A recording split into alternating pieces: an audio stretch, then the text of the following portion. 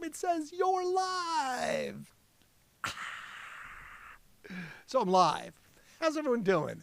Welcome to Randsanity, the show where I just talk about music and entertainment, historical facts and figures, stuff that went on, maybe mention some tours that'll be getting kicked off this year, some births, some deaths, and just some music news around artists and current affairs. Not the Perez Hilton of the internet by any sense of the word, because that's some gossipy crap. So I try to keep this more factual, and I throw my opinions in there as I so deem fit. This is episode 217. I've been doing this for 217 days straight. I'm an old radio guy. I've been doing radio for 35 years in the radio industry. So if you have radio questions, feel free to ask, because I know it all. Independent, locally owned, too. Not one of these giant Clear Channel guys that works for the corporate man. So that's me. But if you'd missed the episode 1 through 216, that's okay, because it's sort of the same format, different information every night. So tonight, like I said, we're going to talk a little about Prince, and that's how I'll kick it off tonight. And then we'll talk about a little bit about history, just stuff that happens throughout the decades and the ages. Who's number one? Who's number two? Who made the money? Who sold what? And then I got a jelly roll story, personal take on it as well, and then as well as just the fact of the information, maybe a tour info, and then we'll talk about some births and some deaths. Not a lot tonight, and that's good. You know, the less people that die, the better. School, right? All right, do it. Broadcast school. Good job, man. Well, keep going, man. That's all you can do, man. Rock that on. So very cool. Very cool. All right. Well, let's get started tonight with some entertainment news. Let's talk about Prince. Now, everyone remembers the first time they heard the song Purple Rain. Come on. Purple Rain. I've gotten to meet Prince a few times, actually. He was very nice, very short. He was very short. I mean, I'm 6'2", so most people are short. But he was short. He was a very, very nice guy, though. I met him in Columbus. I met him in Vegas. My Vegas story is pretty awesome. I went to his club when he had it in the Rio. I'll get to that. It's actually, you know, one of those magical moments as a music fan, if you think about it, because Purple Rain was one of those songs that's just so epic. And then again, it's even more so if you've ever seen Prince perform.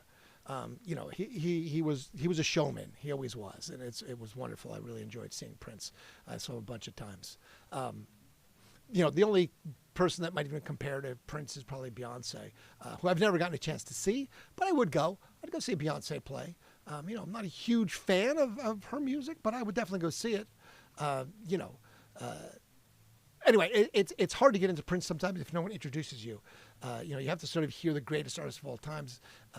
You know, streaming makes it kind of desensitized, and you know, it's hard because it's not getting pushed by algorithms. So there's not a lot of curiosity and exploration for Prince's music, and a lot of times, you know, the algorithms don't push it, so people tend to stay in their bubbles. You know, I try and jump out of it. I really try and make sure I explore music that's out of my comfort zone. Not country music, though. Sorry. I know. Everybody hate me. Not a country music guy. I just never really got into country music. It's just not my thing. But anyway, so this one, you know, one of the ways that a younger audience can hear a legendary artist for the first time is through TV. You know, a lot of times, you know, artists will get put onto shows and TV and those things. Well, guess what? The massive Netflix show Stranger Things already proved that this works. Because remember Kate Bush's Running Up the Hill? I mean, that was a huge, huge song. Kate Bush never was that successful with that song before, and Stranger Things vaulted that thing to like number 1 on the charts. Well, guess what?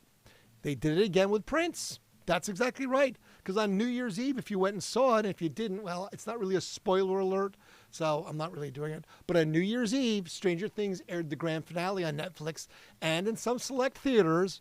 And in the show, a lot of diehard fans heard two of the most iconic Prince songs of all time, Purple Rain and When Doves Cry. Boom. There it is. Naturally, when you hear a record so timeless and iconic, you just have to hear more. And that's exactly what's happened of Prince's catalog. It saw a massive uptick in streams after the finale. I mean, massive, we're talking. Variety said Purple Rain went up 243% globally on Spotify, with 577% in Gen Z specific audiences. Meanwhile, When Doves Cry streams soared almost 200% globally and 128% with Gen Z listeners. In total, the whole catalog hiked 190%, 88% with Gen Z. I mean, that's huge. Think about how much that is. I mean, that's thousands and thousands and thousands of hours of music discovery right there. So Prince making the show wasn't promised in the slightest that this was going to happen, okay? Historically, the Prince estate has been extremely evasive about licensing the icon songs. They just don't do it. You don't see him do stuff. You didn't see him do a lot of TV shows. He did that one show with that girl with Zooey Deschanel, but doesn't do it. So, consequently, showrunners called it a real long shot, when they tried to do it. Co-creators Ross Duffer notes that he and his brother Matt had never even talked back and forth about a needle drop so much before. They just didn't even think that would happen. What is also very exciting about it is just not been used. Prince's estate doesn't generally allow the song to be outside of Purple Rain movies, let alone be used for something other than like just a song. To put it into a TV show, it's crazy. So, the iconic Prince records came to a pivotal moment in the show. When Doves Cry came during a fiery point in the plot, and when Purple Rain hit during an emotional climax for the characters, boom. So it made it big. It really did. So it's one of those things that, if you love Prince, another reason to love him.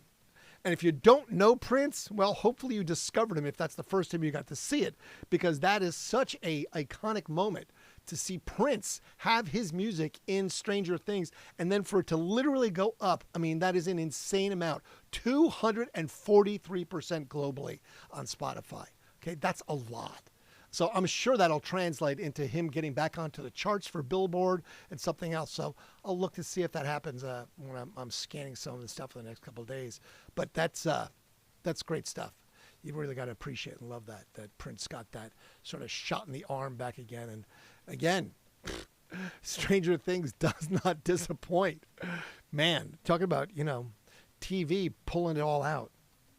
That's the big stuff. Big stuff. So, all right. Well, let's see. Let's talk about what happened on this day in history. All right. I always try and find something that's fun and exciting to start off with. And then, of course, there's always shitty things that happen because, artists do stupid shit. They're just like us.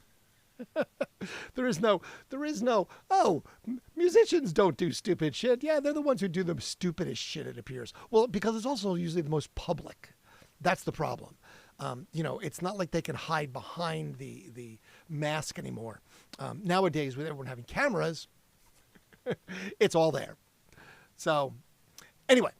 All right, well, we'll start with back to 1954 and Elvis the Pelvis Presley. 4 days before his 20th birthday, so that means if today's the 4th of January, 1954, that would mean the 8th of January, what? Come on, back it up, do the math. Boop, boop, boop, boop, boop, boop, boop, boop. 34 would be his birthday. So we'll celebrate Elvis's birthday in 4 days then. But anyway, 4 days before his 20th birthday, Elvis Presley made his second visit to the Memphis recording studio and cut 2 songs onto a 10 acetate. 10 acetate. Man, that is old school. That is the stuff that is, what film is cut onto. Casual Love Affair and I'll Never Stand in Your Way.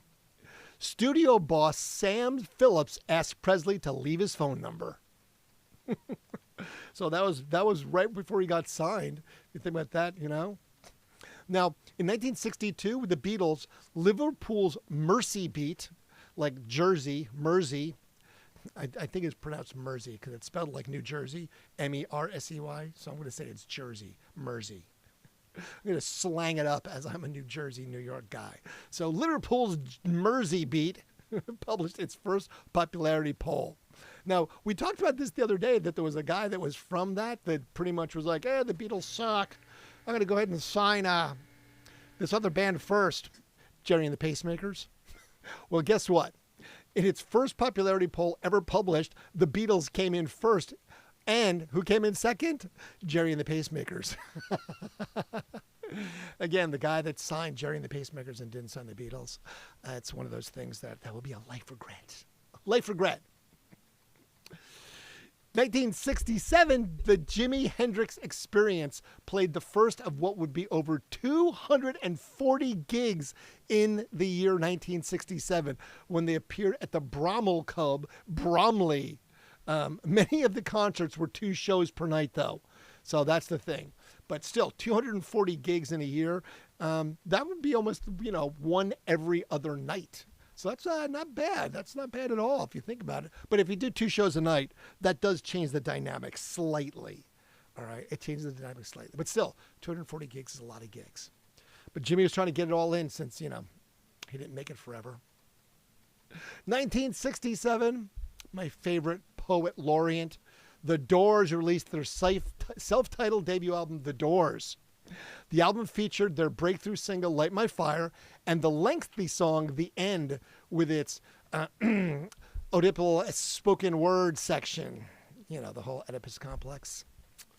The album was recorded in Sunset Studios in Hollywood, California, over 6 days, and unique packaging of the album included each band member's bio. I think I have that vinyl, actually. That's one of the vinyls I have. I don't have a huge vinyl collection because I just never really kept the albums. I have enough, but I don't have one of those extensive vinyl collections where, some people have walls of them. I have walls of CDs. I just don't have walls of albums. Not sure why. In 1968, the University of California, Los Angeles announced that students taking music degrees would have to study the music of the Rolling Stones, saying that they made for such an important contribution to modern music that they are now in your curriculum. That's not bad. I mean, I would definitely be into having to learn about a particular band that was, that influential. So why not, right? You want to be influenced by a band like the Rolling Stones. Personally, when I took wine tasting in college, I was influenced for the fact that I like drinking wine. And I could drink in class. So why not? Just saying. In 1969, the Beatles, UK Weekly Music Disc and Music Echo reporter that the Beatles were to release 5 new albums. One would be the first ever live album, plus 4 separate LPs, each one of the choice of Lennon, McCartney, Harrison, and Starr. I don't know if that actually happened. I don't think they each released their own album that way. I mean, it might have, but they're the ones who did this. Now, this is on the, shit happens scale. In 1970, chauffeur Neil Boylan, chauffeur Neil Boylan was accidentally killed when The Who's drummer Keith Moon ran him over in his Bentley. So, chauffeur Neil Boylan was run over by the Bentley that he drove normally for the drummer of The Who, Keith Moon, while he was driving it. Okay, right there, the story already is I was like, what? So doing a little more deep dive, it's apparent that Keith Moon was trying to escape from a gang of skinheads after a fight broke out in a pub in Hatfield, England. Now, Keith Moon was a famous drinker. So this guy's in a pub in England getting snockered, and he gets into a fight with a group of skinheads.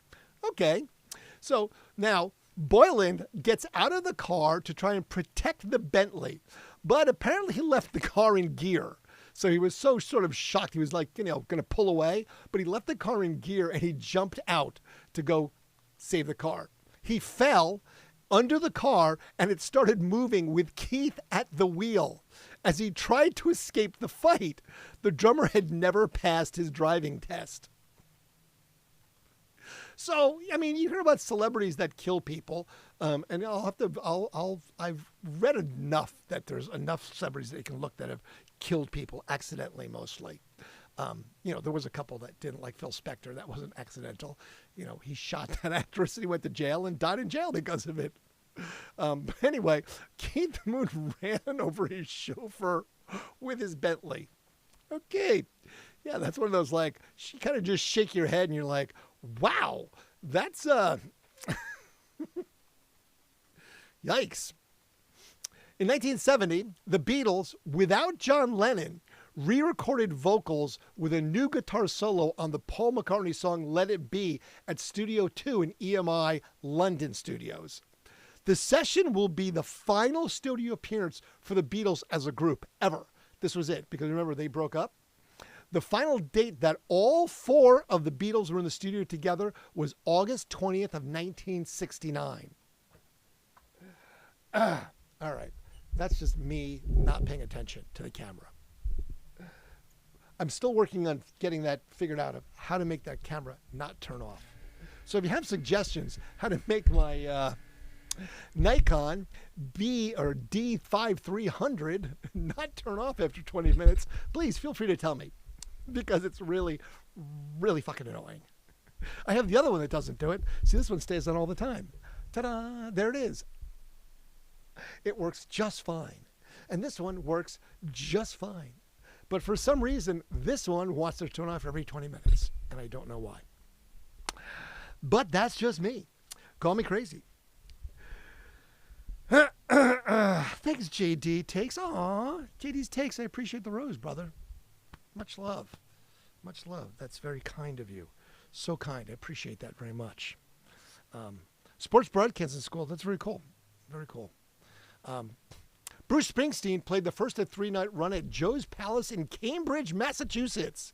Supported by Peter Johnson and the Manic Depressives, on the ticket it stated, because of the energy crisis, all our outside lights except for one will be shut off.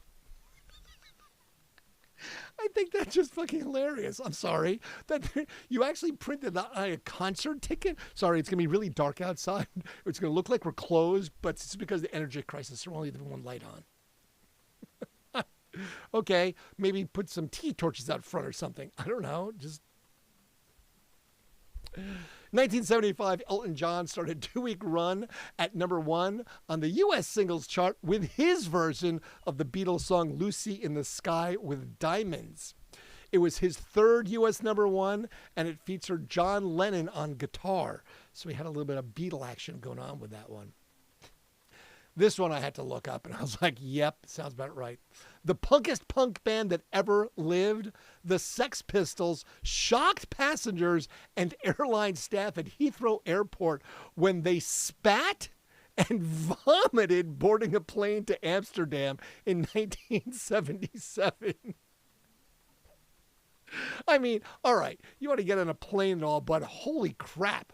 I mean, we went to Dublin, Ireland for Jameson. And I don't think I've ever been more miserable on a flight in my entire life. That was probably in the top 2, if not the most hungover I've ever been in my entire life, having to get into an airplane, because we were out all night hanging out in these pubs in Ireland, and then had to get up really early, take a car to the airport, and then get on the plane. We were like, okay, let's have a Guinness in the airport. I'm like, sure, just because I can't do any worse than this. And I swear I almost vomited while getting on the plane, but didn't. I did get stopped by security because they found an apple in my bag. And I was like, just throw everything away. I don't care what you throw away. Just throw away my bag. I don't care. I just need to get on the plane. I mean, I don't think going to the dentist hungover will be as bad as I felt flying back across Europe that day. But anyway, so I have never vomited boarding a plane. Close, but the Sex Pistols, you have to appreciate that one. Now, in 1986, Irish singer and songwriter, the bassist Phil Lynott of Thin Lizzy died of heart failure and pneumonia after being in a coma for 8 days following a drug overdose. So he basically died of a drug overdose. Mm-hmm. You know, that's That would be Death by Misadventure. He was 36. With Thin Lizzy, he had the 1970 hit Whiskey in the Jar, their traditional sort of Irish song, their version. They had the song The Boys Are Back in Town, Jailbreak, Waiting for an Alibi.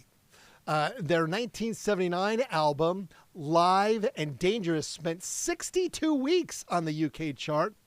Lynn out-fronted several bands as lead vocalist, including Skid Row alongside Gary Moore.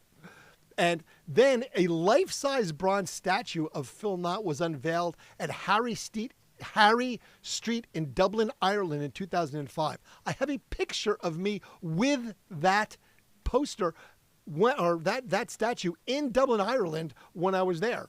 That's where, like, kind of, goes back to the whole reason the Dublin, Ireland story was pertinent from the second of that, because, again, Dublin, Ireland, where we went when we flew back from being so hungover that I could have vomited like the punkest band ever, the Sex Pistols. Because Dublin, Ireland kicked my ass. Not that I'm not going to tell you it wasn't the best thing ever, but, All right, so this is the official Douche of the Day award. 2001, U.S. rapper Vanilla Ice spent the night in jail after allegedly ripping out a handful of hair from his wife's head. Robert Van Winkle, Vanilla Ice, told police he pulled out some of his wife's hair to prevent her from jumping out of their truck's window. He was released the following morning from Broward County Jail in Fort Lauderdale on $3,500 bail. Of course it happened in Florida. And of course she was trying to jump out of the window because she was stuck in a truck with him. Who'd want to be in a fucking truck with Robert Van Winkle, Vanilla Ice? Jackass. Yeah, accidentally. I pulled my wife's hair to prevent her from jumping out of the truck. Yeah, that was the only thing he could grab, right? Mm-hmm. Or you could have just stopped, pulled over. I mean, were you driving at the time? What was exactly happening? I want to know all the details. All it tells me is that, he's a jackass. And that's what happens to Vanilla Ice. Jackass. And again, how is this possible? Why does this happen? In 2001, Madame Tussauds Waxworks in London revealed that Oasis singer Liam Gallagher had come in third as the most hated character in the list of exhibits, only behind the ex-German leader and Slobodan Milosevic. I mean, come on. Really? Liam's not that bad. He's a barroom brawler and he's a bit of a wanker. But really, come on. I can't believe that Liam Gallagher is that hated by people. I don't hate Liam Gallagher. So if that helps, I don't think Liam's that bad of a guy. Poor Liam. I felt bad for him at that point. Oh, Courtney Love. Courtney Love filed a lawsuit against her alleged stalker, claiming that Leslie Barber, the ex-wife of her current boyfriend, Jim Barber, drove over her foot. This had forced her to forfeit her role in a forthcoming film and lost out on the $340,000 fee that went with it. Ran over her foot. Well, then first of all, what exactly were you doing so close that she was able to run your foot over? Was it the fact that you were breaking it to his house again, or what was going on? I'd like to know this. This seems curious to me that you got your foot run over by her. It doesn't sound like you were just standing on the side of the road casually and a car drove up and it happened to be her and she just happened to run your foot over. It just sounds like there was some involvement of you and her that you got your foot run over by her. Just saying. 2004, just like Courtney Love, Britney had her surprise marriage annulled less than 55 hours after tying the knot at the Little White Chapel in Las Vegas with childhood friend Jason Alexander. Now, this isn't Jason Alexander of Seinfeld, just in case you were wondering. It's a different Jason Alexander. But I did laugh when I was like, Jason Alexander, I could see that. If you've never seen Jason Alexander in the show Duckman, Fucking Google it. Go Google Duckman. Okay? I'm telling you. Just Google Duckman and then go listen to Duckman rant. Just Google Duckman rant and then watch it. It is awesome. Whoever wrote this, if it wasn't Jason Alexander, knew him to a T because it's perfect. It's so good. Anyway, the couple married on Saturday morning during a night out in Las Vegas. But immediately her lawyers filed for an annulment saying that Spears lacked understanding of her actions to the extent that she was incapable of agreeing to the marriage. I've never heard so eloquently described she was fucked up and she didn't make a good decision. Lacked understanding of her actions to the extent that she was incapable of agreeing to the marriage. Right, like I said, I've never heard anyone so eloquently say she was too fucked up to actually agree to it. There you go. Night out drinking. In 2005, the owner of the recording studio where Eminem's recording of Slim Shady took place was found dead. AJ Abla was 36 and discovered by a business colleague at the Detroit studio. It was thought he had been dead for at least 2 days. Police suggested that a robbery may have taken place. He lived in the apartment above the studio of the 8 Mile Road, the Detroit street, which inspired the title of Eminem's 2002 film, 8 Mile. So it's kind of sketchy and scary if you think about that, right? Now, this is one of those things like it's just ironic and unfortunate. In 2006, the house where Johnny Cash lived for 35 years was bought by Bee Gees singers Barry Gibb. The rustic house near Nashville, Tennessee, went on the market in June of 2005 with an asking price of $2.9 million. Gibbs said he planned to preserve the house to honor the Cash memory. Well, life doesn't always go the way you plan it sometimes. Unfortunately, Barry Gibbs' ownership of the house was very short-lived. In April of 2007, the house burned to the ground. Gibb was having the house renovated when a flammable spray sealer caused fire to break out during the construction, destroying the house completely. I want to preserve this and burn it to the ground. It's like, oh, well, that's unfortunate. That's definitely unfortunate. Back to Britney Spears. This one I'm just like, oh, Britney. Yee. In 2008, Britney Spears was carried out of her home on a stretcher and taken into custody after police were called in a dispute involving her children. Police were called to the Spears home over a family custodial dispute that they tried to resolve. After nearly 3 hours, Spears handed over her children, 2-year-old Sean Preston and 1-year-old Jaden James, to her ex-husband Kevin Federline. Britney was booked in custody and then later released for psychological evaluation. Britney. Tough life for that girl, I'm telling you. That's just tough stuff. I'm saying, I just feel bad for Britney sometimes. The whole conservatorship is just, crazy. It's tough being a rock star. In 2008, Beyonce, who, like I said, I would go see Beyonce if I had the opportunity to, won a long-running legal wrangle battle over claims her hit song Baby Boy infringed on the copyright of another artist's work. The appeals court in Houston, Texas, upheld a 2006 decision in which it dismissed American musician Jennifer Armour's claim that its lyrics were based on her work.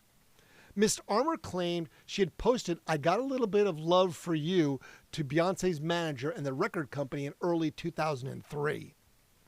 And apparently, again, she was not, in fact, found culpable. Good job, Beyonce. In 2009, Led Zeppelin singer Robert Plant was voted the greatest voice in rock history by listeners of radio station Planet Rock. Plant beat Queen's Freddie Mercury, Free's Paul Rogers, and Deep Purple's Ian Gillan to the top spot in the UK poll.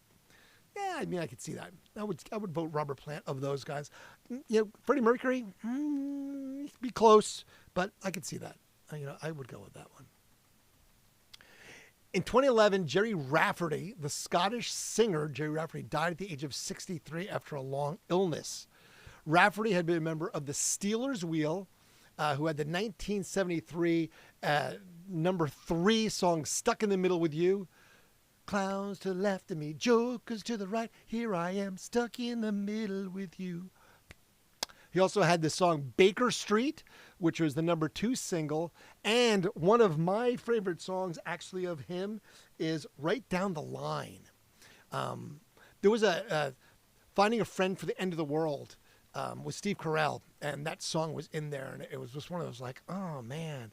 It's one of those songs that it kind of punches you in the chest if you listen to it.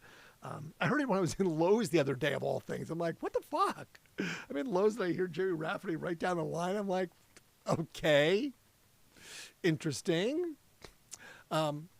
Miley Cyrus settled the $300 million copyright infringement lawsuit that accused her of stealing her 2013 hit, We Can't Stop.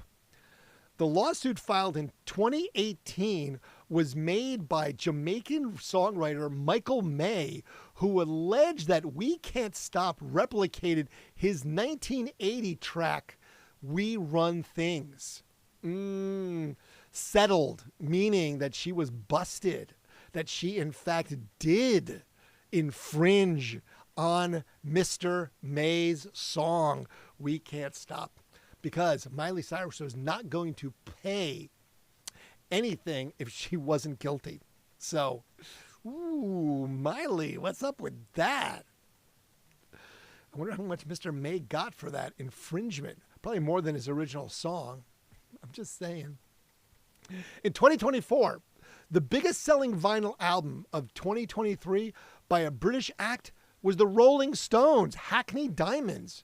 Released in October of 2023, it became the Stones' 14th number 1 album and enjoyed a second week at the top of the 2023 official Christmas number 1 album list. The first album of original material by the Rolling Stones since 2005, 19 years prior. A Bigger Bang, Hackney Diamonds reached number 1 in 20 countries and featured guest contributions from Elton John, Lady Gaga, Paul McCartney, Stevie Wonder, and even the former Stones bassist Bill Wyman. So that's crazy. And a lot of vinyl was sold by it too. So you're going to love that one. This was like, okay. American actor and singer David Soul. Now, if you remember David Soul was Hutch in Starsky and Hutch from 75 to 79. So have you ever seen the old reruns of Starsky and Hutch? He was the blonde guy. But anyway, David Soul was a singer, okay? So 2 years ago, he died at the age of 80. He was a 3-pack-a-day smoker for 50 years. Jesus. 50 years, 3 packs a day. That's a lot of fucking cigarettes. And apparently he was very heavily affected by COPD. He also had a lung removed due to cancer. Shocking. If you're smoking that many cigarettes a day, I'm not surprised. Just saying. Of course, he was known for his role as Detective Kenneth Hutch in Starsky and Hutch. And he had a 1990 or 1976 number 1 for Silver Lady and a 1977 number 1 single, Don't Give Up on Us, which I did listen to, and I'm like, it's very 1977. But I was like, okay, you can't hate it. 2025, a cyber hacker pleaded guilty to stealing unreleased music from artists including Coldplay. Canadian singer Shawn Mendes and US singer Biba Rexha. Skylar Dalziel had about $65,000 by selling the tracks online, according to the City of London police. The 22-year-old of Winchester Garden in Luton admitted 11 copyright offenses at Luton Crown Court and was sentenced to 21 months of imprisonment, suspended for 24 months. Interesting that he was able to steal unreleased music and hack it. That's history, man. It is history. Woo! Now, this I found to be really fun, okay? So this is a little bit of life imitates art, okay? So, like the movie, Oh Brother, Wherefore Art Thou, with George Clooney, when the band that he was in, they went and sang, and Peppy McDonald, Governor Peppy McDonald, they were fugitives of law, but good old Governor Peppy McDonald pardoned them because he was running for governor. And Peppy McDonald wanted to be popular since these boys were #1 on the charts. And of course, he doesn't want to, the good old boys don't want to get in trouble. So Tennessee's governor pardoned country star Jelly Roll in December for his criminal past in the state, acknowledged that Nashville's native long road back from drugs in prison through soul-searching songwriting and advocacy for a second chance. I was like, wait, I love that so much. That is so amazing because it's real and it's a beautiful thing. But anyway, the rapper turned singer, whose legal name is Jason DeFord, had spoken for years about his redemption arc before diverse audiences, from people serving time in correctional centers to concert crowds and even in testimony before Congress.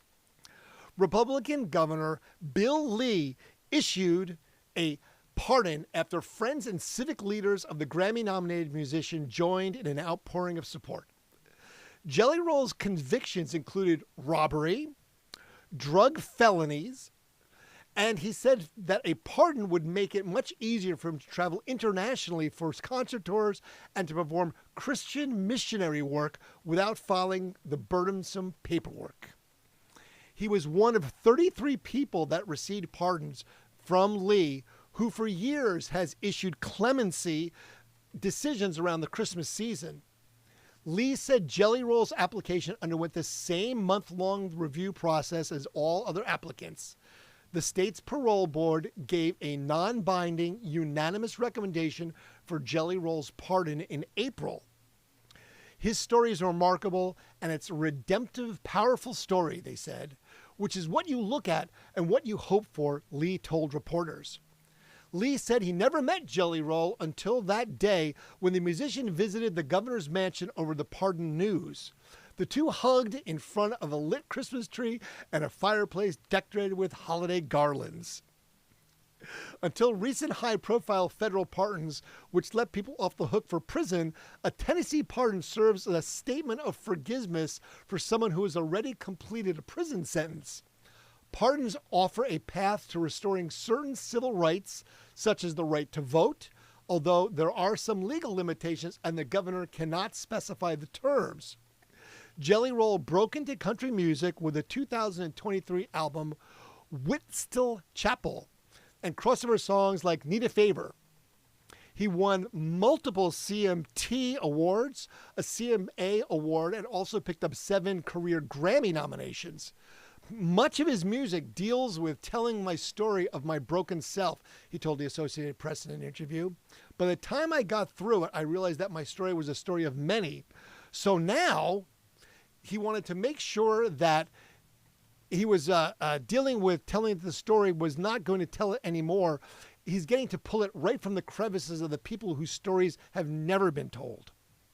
Before the parole board, Jelly Roll said his first fell in love with songwriting while in custody, calling music a therapeutic passion project that would end up changing my life in ways that I could have never dreamed imaginable. Outside of sold-out shows, he testified before the U.S. Congress about the dangers of fentanyl, describing the drug-dealing younger self as an uneducated man in the kitchen playing chemist with drugs I knew nothing about. As part of the problem, he told lawmakers at the time, I'm here now standing as a man that wants to be part of the solution. Jelly Roll's most serious conviction, including a robbery at 17 and drug charges at 23. In the first case, a female acquaintance helped Jelly Roll and 2 armed accomplices steal $350 from people in a home in 2002. Because the victims knew the female acquaintance, she and Jelly Roll were quickly arrested. Jelly Roll was unarmed and was sentenced to 1 year in prison plus probation. In another run in 2008, police found marijuana and crack cocaine in his car, leading to 8 years of court-ordered supervision. Friends and civic leaders cited his transformation in backing a pardon. Davidson County Sheriff Darren Hall, who runs Nashville's jail, wrote that Jelly Roll had an awakening in one of his jails. He managed. Live Nation Entertainment CEO and President Michael Rapinoe cited Jelly Roll's donation from his performances to charities and at-risk youth. I think he's had a chance, and it's a process of rehabilitation to a generation.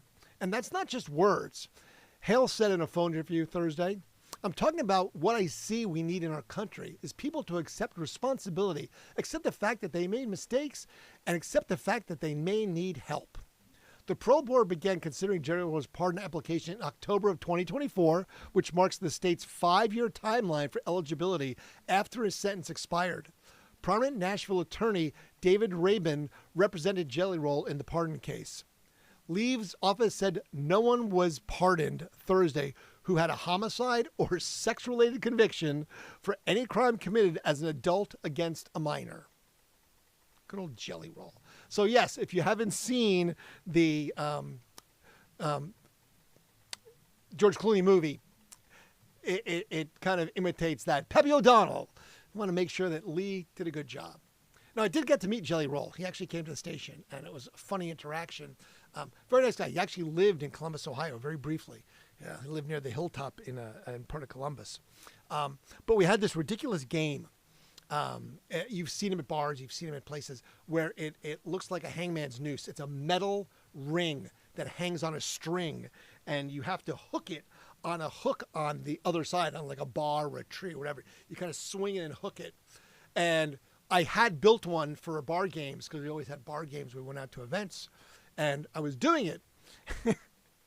And he was playing it a little bit, and we're just hanging out, and he's playing it, and his manager played it, and a couple of the jocks played it, and he's like, all right, anyone that can do it, I'll give anyone that can do it. He's like, all right, you do it in 3 times, I'll give you $1,000. I'm like, fuck. Hi, Troyland. Here I am. I'm here every day, Troyland, so come back. So yes, of course, I built this game. I play it all the time. 1, 2, 3. I miss it. 4th time, it clicks. I didn't get the $1,000. But I was like, damn it. Damn it. But yes, Jelly Roll. Super, super, super nice guy. Really enjoyed being there. So, all right, let's talk a little about concerts. All right, we're going to talk about some concert announcements. So this one, I saw these guys perform this summer. So you should go out and get a chance to do it as well.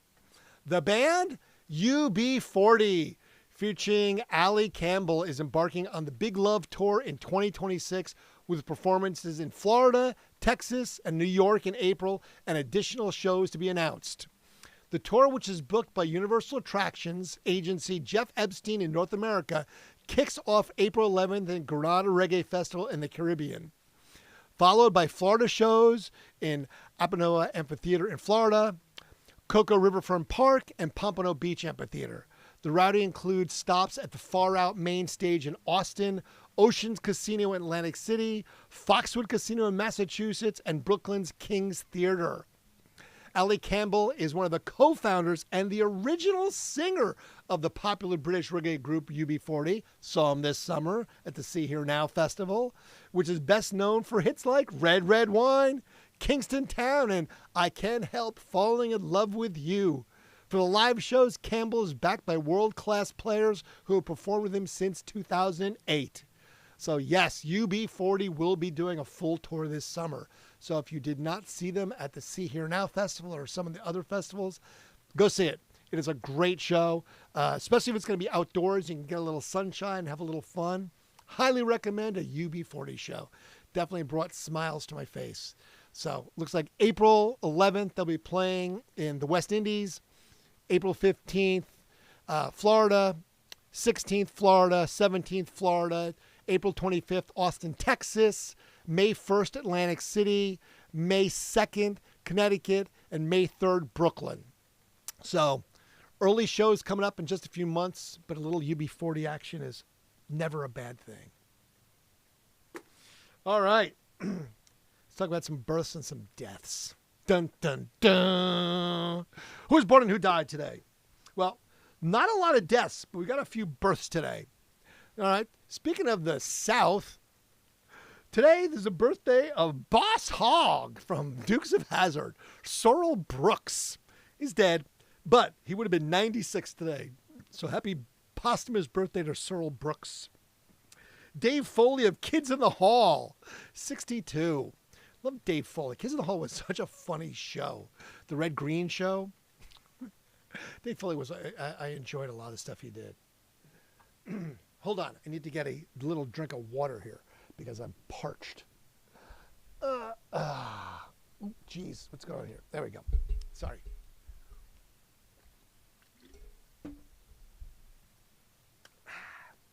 All that yapping parched me. Sorry. Also born on this day, Bernard Summer, Joy Division and New Order, is 70. I was like, really? You're 70? So I have to read. I handwrite all this stuff. Nels Clive of Wilco, 70. 70 for Wilco. I was surprised about that one. Michael Stipe of REM is 66 today. We did get a cease and desist order from REM because we used one of their pieces of artwork. And we figured, we could do that. Radio station. No.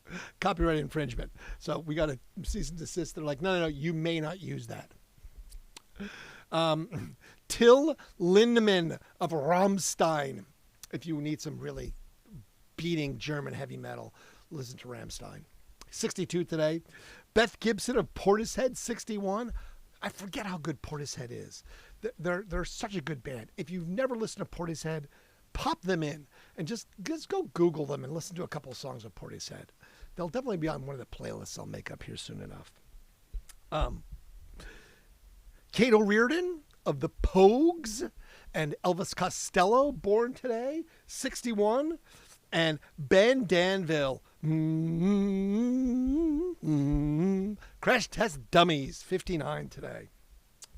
We already talked about Phil Linsott of the Thin Lizzy, who died today. Phil would have been 36. Well, he was 36 when he died. OD'd, death by misadventure. Jerry Rafferty, dead at 63. Ray Howard of the Moody Blues died on this day. He was 76. And then, of course, David Soul, who just died a couple of, 2 years ago.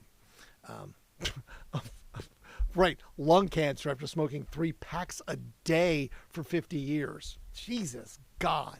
I didn't even do the math. I could math the math of that pretty quickly, I'm betting, but that's a lot of cigarettes. Just saying. Just a lot. Anyway, all right. So that's all the news that's fit to print tonight. So I will not hold you up any longer. Yo, what's up, Axe? Yo. So I'll not hold you up any longer. But I do this every night. So come back tomorrow and we'll do this all again, but totally different. I'll have more information, more news, more births, more deaths, more stuff that goes on in the world when it comes to entertainment, with film and print and everything else. All right? So there's Cassie. What's up, Cassie? So that's what's going on. All right? So I appreciate everybody for being here. And Monday, we get right back into it. We'll do this all over again and get back to life in general, which, sometimes it's not as great as you think. So stay out of trouble. Do good things for other people, even if, they don't do good things for you.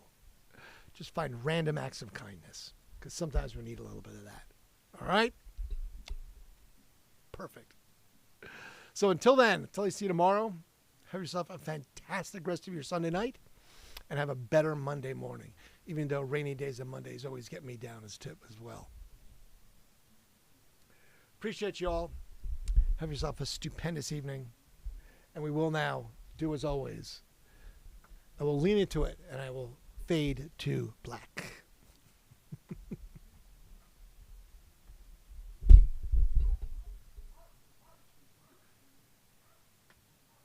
my dog barking? It's not a rhetorical question. I really